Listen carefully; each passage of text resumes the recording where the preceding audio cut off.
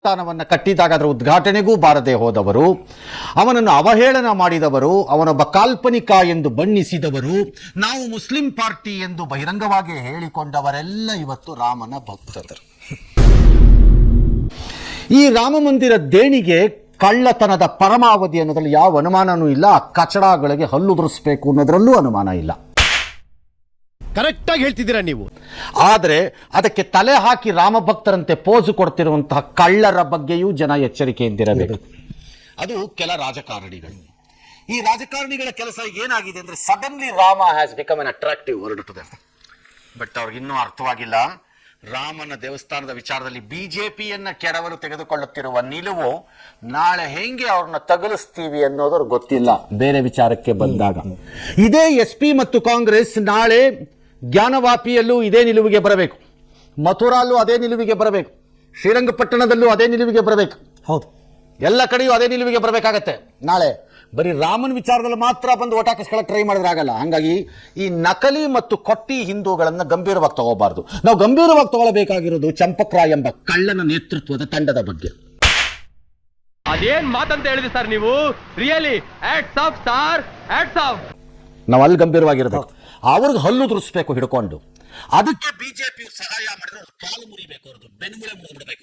ಬಂದಿವೆ ಬಿಜೆಪಿ ಅಂತ, ಅದು ಇಂಪಾರ್ಟೆಂಟ್. ಹಾಗಾಗಿ ಹಿಂದೂಗಳು ಈ ರಾಜಕಾರಣವನ್ನು ಅಷ್ಟು ಗಂಭೀರವಾಗಿ ತಗೋಬಾರ್ದು. ನನ್ನ ಪ್ರಕಾರ ನಾವು ಗಂಭೀರವಾಗಿ ತಗೋಬೇಕಾಗಿರೋದು, ಕಳ್ಳರಿಗೆ ಏನು ಮಾಡ್ತೀರಾ ಹೇಳಿ, ಹೊಡೆದು ಸಾಯಿಸ್ತೀರಾ, ಸಾಯಿಸಲ್ವಾ ಕಳ್ಳರನ್ನ, ನಮ್ಗೆ ಅಷ್ಟು ಹೇಳಿ ಸಾಕು, ಅಷ್ಟೇ, ಇನ್ನೇನು ಬೇಡ.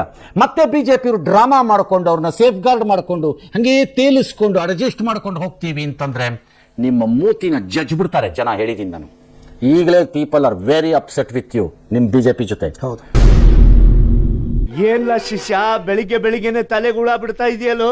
ನೀವು ಕಳ್ಳರ ಸಂತೆಯ ಸದಸ್ಯರಿದ್ದಂಗೆ ಇದ್ದೀರಿ ಅನ್ನೋ ಅನುಮಾನ ಪ್ರಾರಂಭ ಆಗಿದೆ ಅವರಿಗೆ. ಆ ಅನುಮಾನನ ಖಂಡಿತ ಮಾಡಿಸ್ಬಾರ್ದು, ಅಷ್ಟೇ, ನೀವು ಪಕ್ಕಾ ಮಾಡಬಾರ್ದು. ನಾಳೆ ಪ್ರತಿಭಟನೆಗೆ ಪ್ಲಾನ್ ಅಂತೆ. ಉದ್ಘಾಟನೆಗೆ ಬರದೇ ಇದ್ದವರು ದೇವಸ್ಥಾನಕ್ಕೆ ಹೋಗ್ತಿದ್ರೆ ಪ್ರತಿಭಟನೆಗೆ ಹೋಗ್ತಾರೆ. ಅದಕ್ಕೆ ಅವ್ರನ್ನ ಗೃಹ ಬಂಧನದಲ್ಲಿ ಇಟ್ಟಿದ್ದಾರಂತೆ. ಬಿಜೆಪಿಗೆ ರಾಮ ಭಕ್ತರನ್ನು ಕಂಡರೆ ಭಯ ಅಂತೆ ಯಾರೋ ಕಾಂಗ್ರೆಸ್ ನಾಯಕ. ಬಿಜೆಪಿಗೆ ರಾಮ ಭಕ್ತರನ್ನ ಕಂಡ್ರೆ ಭಯ ಅಲ್ಲ, ರಾಮನಿಗೆ ಭಯ ನಿಮ್ಮನ್ನು ಕಂಡ್ರೆ. ಯಾರನ್ನ? ಈ ಕಾಂಗ್ರೆಸ್ಸಿನ ಯಾವ್ಯಾವ ಅವಹೇಳನ ಮಾಡಿದ ಕಚಡ ಲೀಡರ್ಗಳಿದ್ದಾರೆ, ಅವ್ರ ಹೆಸರು ಹೇಳ್ತೀನಿ, ಒಂದೊಂದಿನ ಬಿಡಲ್ಲ. ಈ ಎಲ್ಲ ಲೀಡರ್ಗಳನ್ನ ಕಂಡ್ರೆ ರಾಮಂಗೆ ಭಯ. ನೀವು ಬಂದು ಇನ್ನೇನು ನನ್ನನ್ನು ಹಾಳು ಮಾಡಿ ಹೋಗ್ತಿರೋ, ಅಥವಾ ನನ್ನನ್ನೇ ಅಲ್ಲಿಂದ ಎಬ್ಬಿಸ್ಬಿಟ್ಟು ಇನ್ಯಾರಿಗೆ ಹ್ಯಾಂಡ್ ಓವರ್ ಮಾಡಿಬಿಡ್ತಿರೋ ಅದನ್ನ ಅಂತ ಅವನಿಗೆ ಆ ಭಯ ಪಾಪ. ಅರ್ಥ ಆಯ್ತು ಅನ್ಸುತ್ತೆ. ಪ್ರಧಾನಿ ಮೌನವನ್ನ ಕಾಂಗ್ರೆಸ್ ಪ್ರಶ್ನಿಸಿದೆ, ಅದು ಸರಿ. ಪ್ರಧಾನಿ ಉತ್ತರ ಕೊಡಬೇಕು. ಪ್ರಧಾನಿ ತನಗೆ ಬೇಕಾಗಿದ್ದಕ್ಕೆ ಮಾತ್ರ ಬಂದು ಭಾಷಣ ಬಿಗಿದು ಬಿಡೋದು, ನನಗೇನು ಗೊತ್ತೇ ಇಲ್ಲ ನನ್ನ ಹತ್ರ ಡ್ರಾಮಾ ಮಾಡೋದು ರಾಂಗ್. ಅದು ಹಿ ಮಸ್ಟ್ ಆನ್ಸರ್. ಒಳ್ಳೆ ಕಥೆ ಇತ್ತಲ್ಲ, ನಿಮ್ಮ ನೇತೃತ್ವದಲ್ಲಿ ನಡೀಲಿಲ್ವಾ ರಾಮ ಜನ್ಮಭೂಮಿ ಕಾರ್ಯಗಳೆಲ್ಲ? ಹಾಗಾದ್ರೆ ಈಗ ಬೇಡ ಅಂತ ಬಿಟ್ಬಿಡ್ತೀರಾ? ಹಾಗಾದ್ರೆ ಈಗ ಅದು ಚಿಲ್ಲರೆ ಆಗೋಯ್ತಾ? ಅದಂಗಾಗತ್ತೆ ಚಿಲ್ಲರೆ? ಯಾವುದಕ್ಕೂ ನಾನು ರಿಪ್ಲೈ ಕೊಡಲ್ಲ, ನಾನು ಇಷ್ಟ ಬಂದಾಗ ನಾನು ರಿಪ್ಲೈ ಕೊಡ್ತೀನಿ, ಬೇಕಾದ್ರೆ ತಗೋ ಸಾಕಾರ ಬಿಡೋನಕ್ಕೆ. ನಿಮ್ ಜೀತದಾಳಗಳು ಇದು ಒಳ್ಳೆ ಚೆನ್ನಾಗಿದೆ. ಪ್ರಧಾನಿ ಜನ ಕೇಳ್ತಾ ಇದ್ದಾರೆ ಜನ. ಹೌದು, ಪ್ರಧಾನಿ ಮಸ್ಟ್ ಆನ್ಸರ್ ಇಟ್. ಆನ್ಸರ್ ಇಲ್ಲ, ರೆಸ್ಪಾನ್ಸ್ ಬರಬೇಕು. ಆ ರೆಸ್ಪಾನ್ಸ್ ಏನ್ ಬೇಕಾದ್ರೂ ಇರಲಿ. ಹೌದು, ಯಾರು ಇಲ್ಲಿ ಪ್ರಧಾನಿ ತಿಂದಾಕ್ಬಿಟ್ಟ ದುಡ್ಡನ್ನ ಅಂತ ಯಾರು ಹೇಳ್ತಿಲ್ಲ, ಅಥವಾ ಯೋಗಿ ಆದಿತ್ಯನಾಥ್ ತಿಂದಿದ್ದಾರೆ ಅಂತ ಯಾರು ಹೇಳಿಲ್ಲ. ಆದ್ರೆ ಆ ಕಳ್ಳರನ್ನ ಹೆಂಗ್ ಬಿಟ್ರಿ ಅಂತ ಕೇಳ್ತಿರೋದು. ಈ ಕಾಲದಲ್ಲಿ ನಿಮ್ಮಂಥವ್ರ ಲಕ್ಷಕ್ಕೊಬ್ರು.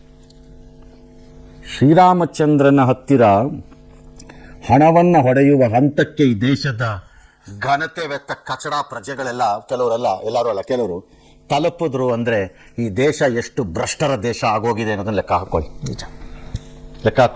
ಇದು ಫೈನಲ್ ಮೊಳೆ. ನಮ್ಮ ಹೆಣದ ಪೆಟ್ಟಿಗೆ ಇಟ್ಕೊಳ್ಳೋರಿಗೆ ಅಭ್ಯಾಸಕ್ಕೆ ಹೇಳ್ತೀನಿ. ಅಲ್ಲಿ ಹೊಡಿಬೇಕು ದುಡ್ಡನ್ನ ಅನ್ನೋ ತೀರ್ಮಾನಕ್ಕೆ ಬರೋ ಮನೋಸ್ಥಿತಿಯ ಜನ ಇದ್ದಾರೆ ಅಂತಂದ ಮೇಲೆ ಈ ದೇಶ ಎಂತಹ ಭ್ರಷ್ಟರ ದೇಶ ಅನ್ನೋದನ್ನ ಲೆಕ್ಕ ಹಾಕೊಳ್ಳಿ. ಎಲ್ಲರೂ 10 ಸೆಕೆಂಡ್ ಮೌನಾಚರಣೆ ಮಾಡೋಣ. ಭಾರತ ಭ್ರಷ್ಟರ ದೇಶ, ಅನುಮಾನನೇ ಇಲ್ಲ ಅದರಲ್ಲಿ. ಹೇಳ್ಕೊಳಕ್ಕೆ ಯಾವ ನಾಚಿಕೆನೂ ಪಟ್ಕೋಬೇಡಿ, ಸುಮ್ಮನೆ ಡ್ರಾಮಾ ಮಾಡಬೇಡಿ. ನಾವು ಭ್ರಷ್ಟರ ದೇಶ, ನಮ್ಮದು. ನಮಗೆ ಹೇಸಿಗೆ ತಿನ್ನೋ ಅಭ್ಯಾಸ ಬಂದಾಗೋಗಿದೆ ಎಲ್ಲ ಹಂತಗಳಲ್ಲಿ. ಅದನ್ನು ರಿಪೇರಿ ಮಾಡೋಕ್ಕೆ ಸಾಧ್ಯನೇ ಇಲ್ಲ. ಶ್ರೀರಾಮಚಂದ್ರನಿಗೂ ಆಗಲ್ಲ. ಟೆಕ್ಸ್ ಕಟ್ಬಿಡ್ತೀನಿ ಬೇಕಾದ್ರೆ.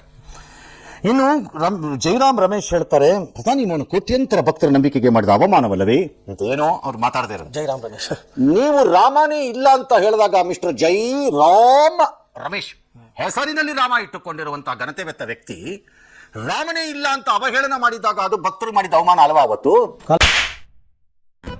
ಇದು ಆಕ್ಚುಲಿ ಕಾಲ್ಪನಿಕ ವ್ಯಕ್ತಿ ಅಂತ ಕರೆದಾಗ ಅವಮಾನ ಮಾಡಿದ ಅಲ್ವೇನ್ರಿ ಮಿಸ್ಟರ್? ಏನು ಅಯೋಗ್ಯರಾಗೋದ್ರಿ ಎಲ್ಲರೂ ಬರ್ತಾ ಬರ್ತಾ ಇಷ್ಟ ಬಂದಿದ್ದು ಸ್ಟ್ಯಾಂಡ್ ತಗೊಳ್ಳೋದು. ಹೆಂಗ್ ತಿರುಗಿ ಬಿಡ್ತಾರೆ, ಹೆಂಗ್ ತಿರುಗೋದು ನೋಡಿ. ಇನ್ನು ಸಮಾಜಾಧಿಪತಿ ಸುಪ್ರೀಂ ಕೋರ್ಟ್ ಮೇಲುಸ್ತುವಾರಿಯಲ್ಲಿ ತನಿಖೆ. ಸುಪ್ರೀಂ ಕೋರ್ಟು ಮತ್ತೊಂದು ನಮಗೆ ಸಂಬಂಧವಿಲ್ಲ. ನಮಗೆ ಬೇಕಾಗಿರೋದು ಕಾಸು ತಿಂದವನು ಯಾವನು ಅವ್ನಿಗೇನ್ ಶಿಕ್ಷೆ, ಅವ್ನಿಗೆ ಆ ಕಚಡಗಳ ಆಸ್ತಿಗಳನ್ನು ಮುಟ್ಟುಗೋಲು ಹಾಕಬೇಕು.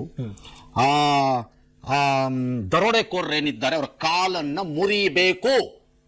ಒಂದು ವೇಳೆ ಅವ್ರು ಏನಾದ್ರೂ ನಾಳೆ ಜೈಲಿಂದ ಬಿಡುಗಡೆ ಆಗ ಬಂದ್ರೆ ಜನ ಕೂಡ್ದವ್ರನ್ನ ಕಾಣಿಸಿದ್ರು ಸಾಕು ಹೊಡಿಬೇಕು ಅವ್ರಿಗೆ. ಕಾಣಿಸಿದ್ರು ಹೊಡಿಬೇಕು ಅವ್ರಿಗೆ, ಬಿಡ್ಕೊಡ್ದವ್ರನ್ನ ಮಾತ್ರ ಎಲ್ಲಿ ಕಾಣಿಸ್ತಾರೋ ಹೊಡಿಬೇಕು. ಅದ Champat Rai should not walk around ಅಲ್ಲಿ, ಓಡಾಡಬಾರ್ದು. ರಾಮನ್ ದೇವಸ್ಥಾನಕ್ಕೆ ಬಹಿಷ್ಕಾರ ಹಾಕ್ಬೇಕಾ ಆ ಗಿರಾಕಿನ ಅವ್ನು ಹಿ ಶುಡ್ ನಾಟ್ ಎಂಟರ್. ಅದು ಎಂಟ್ರಾಗಿ ಹೋದ್ರೆ ಗಂಜಲ ತಗೊಂಡೋಗಿ ಸ್ವಚ್ಛ ಮಾಡ್ಬೇಕು. ಅವಾಗ ಮಾಡ್ತಿರಲ್ಲ ಬೇರೆದಕ್ಕೆಲ್ಲ. ಅರ್ಥ ಆಯ್ತು, ನನಗೆ ಈಗ ಅರ್ಥ ಆಯ್ತು. ಹೌದು, ಹಂಗೆ ಸ್ವಚ್ಛ ಮಾಡಬೇಕು. ಅವನು ಪಾಪಿಗಳನ್ನು ಒಳಗೆ ಬಿಡಬೇಡಿ. ಕಣ್ಣು ಮೇಲುಸ್ತುವಾರಿಯಲ್ಲಿ ಗೊತ್ತಾಗ್ಲಿಲ್ಲವಂತೆ. ಮಣ್ಣು ತಿನ್ನಕ್ಕಿದ್ದೇನೆಯಾ ನೀನಲ್ಲಿಗೆ? ಏನ್ ತಿನ್ನಕ್ಕಿದ್ದೆ ಅಲ್ಲಿ ನೀನ್ ಹಂಗಾದ್ರೆ? ದಿನ ಬೆಳಗಾದ್ರೆ ನಿನ್ ಕೆಲಸ ಏನು? ಆ ಹುದ್ದೆ ಯಾಕೆ ಬೇಕಾಗಿ? ನಿನ್ನ ಕೆಲಸ ಏನಂಗಾದ್ರೆ? ನಿನ್ನ ಅಯೋಗ್ಯತನಕ್ಕೆ ಒಂದು ದೇಣಿಗೆಯನ್ನ ಕೌಂಟ್ ಮಾಡ್ಸಕ್ಕಾಗ್ಲಿಲ್ಲ ನಿಯತ್ತಾಗಿ ಅಂತಂದ್ರೆ ನೀನು ಇದ್ರಷ್ಟು ಸತ್ರಷ್ಟು. ಹೂ ಕೇರ್ಸ್? ಇದಕ್ಕೆ ಆದಿತ್ಯನಾಥ್ ಹೇಳ್ತಾರೆ, ರಾಮಭಕ್ತರ ಮೇಲೆ ಲಾಠಿ ಚಾರ್ಜ್ ಮಾಡಿಸ್ತವ್ರಿಗೆ ಮಾತಾಡ್ತಾರೆ. ಅವ್ರು ಮಾತಾಡ್ಲಿರಿ, ನೀವು ಮಾಡೋ ಕೆಲಸ ಫಸ್ಟ್ ಹೇಳ್ರಿ, ಅವ್ರು ಆಮೇಲೆ ಮಾತಾಡ್ಲಿ. ಅವ್ರದ್ದು ನಿಮ್ದು ಫಸ್ಟ್ ಹೇಳ್ರಿ, ಏನೇನು ಹೇಳ ಕೊಂಪೆ ಹಾಕ್ತೀರಿ ಇಲ್ಲಿ ಅಂತ. ಅಧಿಕಾರ ತಗೊಂಡ್ರು ರಾಮನ ಹೆಸರು ಹೇಳಿ, ಈಗ ಅವನಿಗೆ ಧೋಕಾ ಹಾಕಿದ್ರೆ ಎಲ್ಲ ಮೌನಕ್ಕೆ ಶರಣ ಕೂತ್ಕೋತಾರಂತೆ. ಇನ್ನು ಹಗರಣ ಮುಚ್ಚಾಕ್ಬಿಡ್ತಾರೆ. ಯಾವ ಮುಚ್ಚಾಕೋದು?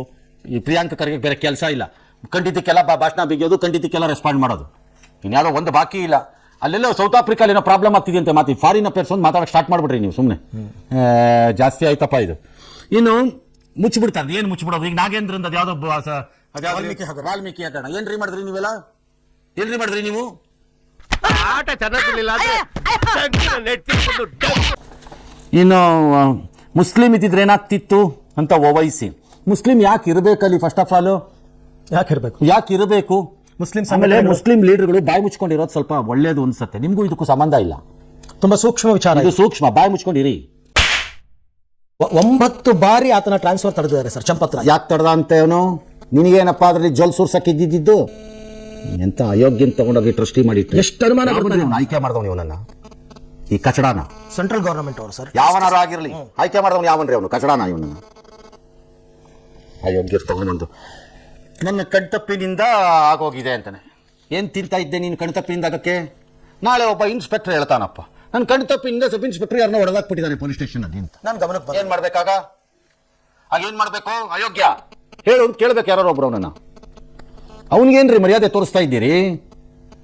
ಈ should be treated like an ordinary criminal ನನ್ನ ಪ್ರಕಾರದಲ್ಲಿ. Why is he being shown such courtesy? ಅವನಿಗೆ ಯೋಗ್ಯತೆ ಇಲ್ಲದೆ ಇದ್ದವ್ರನ್ನ ಕರ್ಕೊಂಡ್ಬಂದು ಕೂರಿಸಿದ್ರೆ ಹೀಗೆ ಆಗೋದು. ಇಷ್ಟೊತ್ತಿಗೆ ಅರೆಸ್ಟೇ ಆಗ್ಬೇಕಾಗಿತ್ತಲ್ಲ ಸರ್? ಈಗಲೂ ಅರೆಸ್ಟ್ ಆಗ್ಬೇಕು. ಅವನು ಅರೆಸ್ಟ್ ಆಗ್ಲೇ ಅರೆಸ್ಟ್ ಆಗಬೇಕು. ಅವ್ನ ಆಸ್ತಿ ಎಲ್ಲ ಮುಟ್ಕೋಲ್ ಹಾಕ್ಬೇಕು. ಅವ್ನು ತಿಂದಿಲ್ಲ ಅಂತ ಹೆಂಗೆ ಹೇಳಿ? ನಾನು ತಿಂದಿಲ್ಲದೆ ಇರ್ಬೋದೇನ? ನಂಗೆ ಗೊತ್ತಿಲ್ಲ. ಹೆಂಗ್ ಹೇಳಕ್ ಸರ್? ಹೆಂಗೆ ಹೇಳಿ ನಾನು? ಹೆಂಗೆ ಹೇಳಿ? ಇವನಿಗೆ ಮಾಡ್ತಾನೇ ಅನ್ಕೊಂಡಿರ್ಲಿಲ್ವಂತೆ. ಕತೆ ಕಾಯ್ತೀನಿ ಅಂತ ನಾನು ಅನ್ಕೊಂಡಿರ್ಲಿಲ್ಲ. ನಿನ್ನಂತ ಅವನೊಬ್ಬ ಇಡಿಯಟ್ಟು. ಈ ಕಣ್ಣಲ್ಲಿ ಇನ್ನೀ ಏನೇನ್ ನೋಡ್ಬೇಕೋ ಕಾಣೆ.